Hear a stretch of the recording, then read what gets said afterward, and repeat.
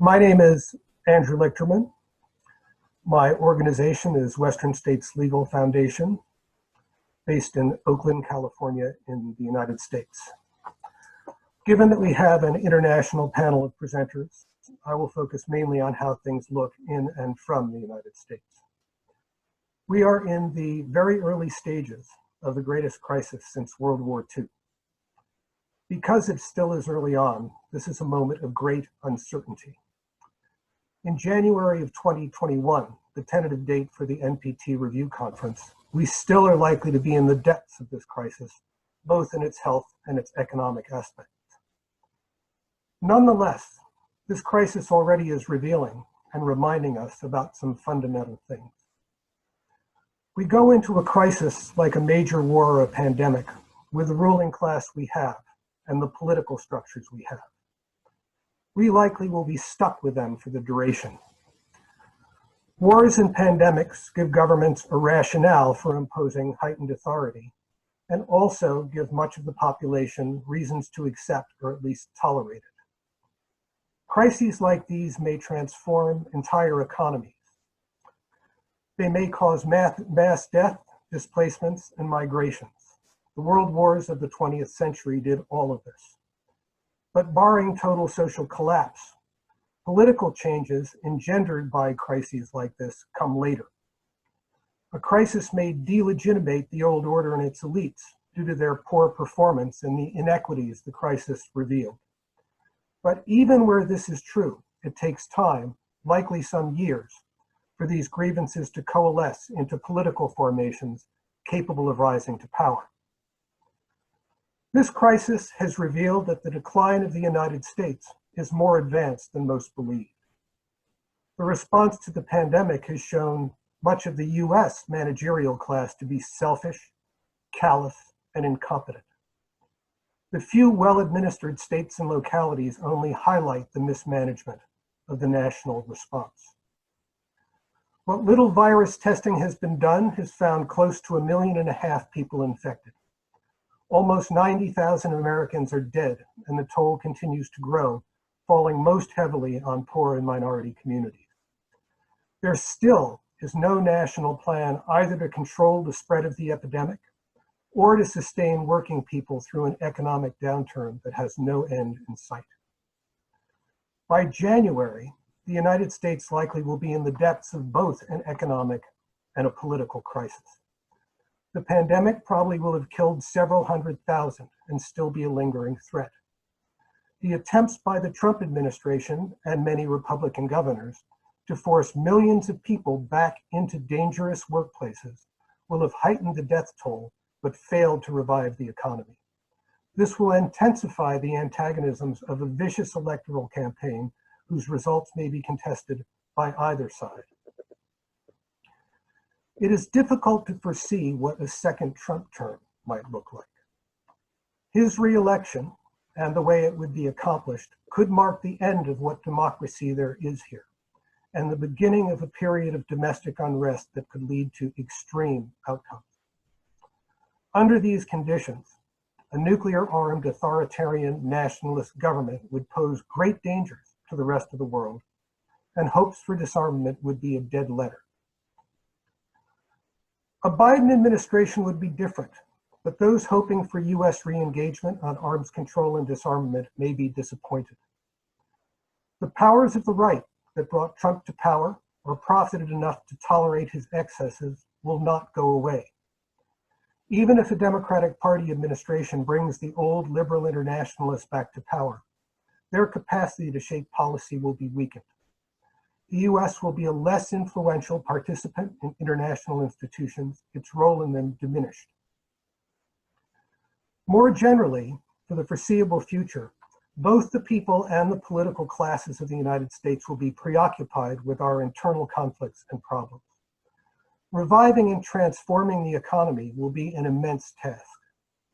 Economic recovery also will be racked by conflict, as those who benefit from the status quo seek to impose the costs of the pandemic and its aftermath on those who can afford it least.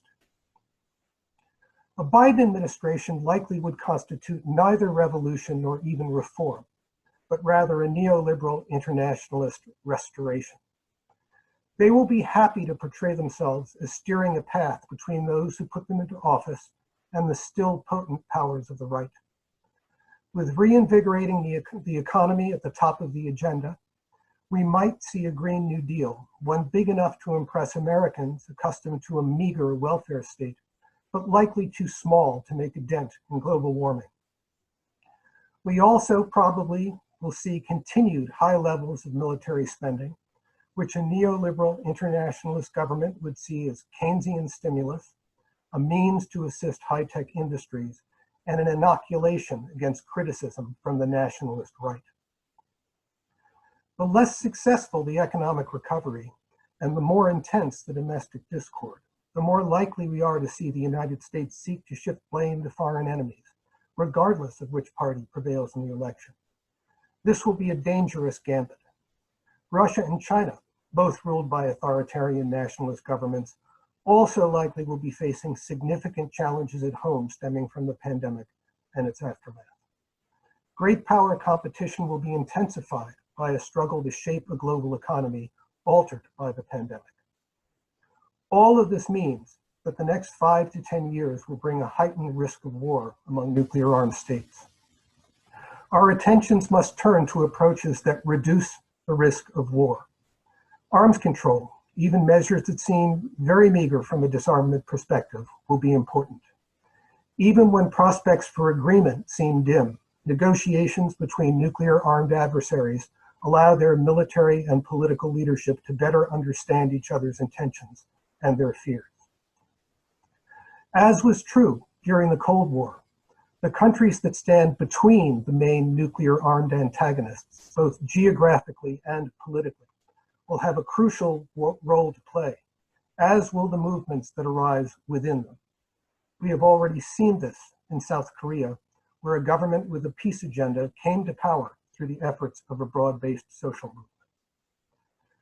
Movements that frame a politics independent of any of the nuclear-armed great powers will be essential everywhere. There must be no new blocs, no new Cold War. Only our movements can change the path that we are on, can flatten the curve of a rising risk of war. But in the absence of a war crisis immediately involving nuclear-armed states, the movements likely to arise in the wake of the pandemic will not be focused on peace and disarmament. Their main thrust will be the rebalancing of immense inequities in meeting basic human needs that have been laid bare by the pandemic: healthcare, food, shelter, and public services like water and power.